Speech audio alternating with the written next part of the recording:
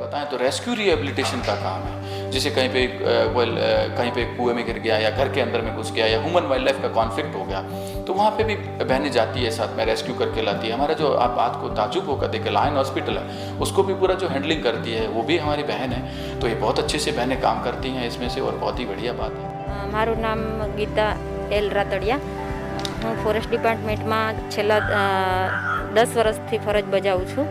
2009માં હું આ ડિપાર્ટમેન્ટમાં જોડાઈ ગઈ અને પહેલું પોસ્ટિંગ મારું wild life division Sasan Gir Devaliya safari પાર્કમાં મારું પહેલું પોસ્ટિંગ હતું। અત્યારે હું લાયન હોસ્પિટલ સાસણ વન્યપ્રાણી સારવાર કેન્દ્રમાં ફરજ બજાવું છું, જેમાં અમારા ભાગે રેસ્ક્યુની કામગીરી અને લાયન હોસ્પિટલની જાળવણીની કામગીરી, પાંજરાની જાળવણી તેમજ દીપડાને રિલીઝ કરવા, લાયનને સારવાર કરી અને તેને પણ રિલીઝ કરવાની કામગીરી અમારા ફાળે આવે।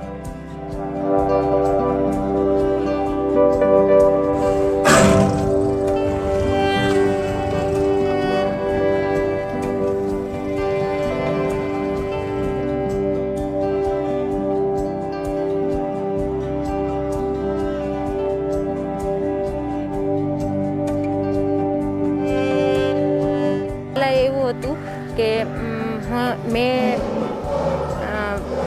BA BEd કરેલું છે, તો BEd કરી હતી ત્યારે મારા મમ્મી એવું કહેતા કે શિક્ષકમાં નોકરી મળી જાય તો વધારે સારું એમ।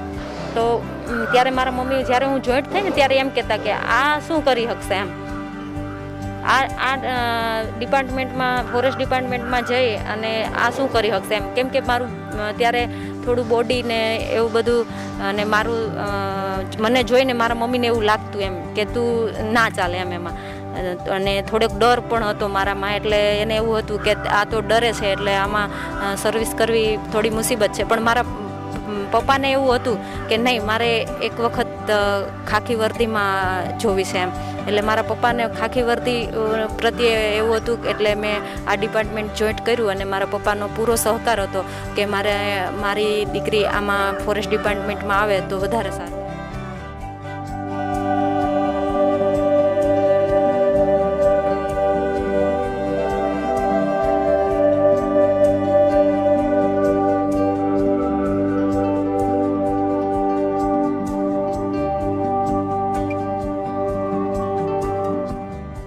સેન્ટરમાં મારા ભાગે જે કામગીરી આવે છે તેમાં જે અમારા લાયન હોસ્પિટલમાં વન્ય પ્રાણીઓ આવતા હોય છે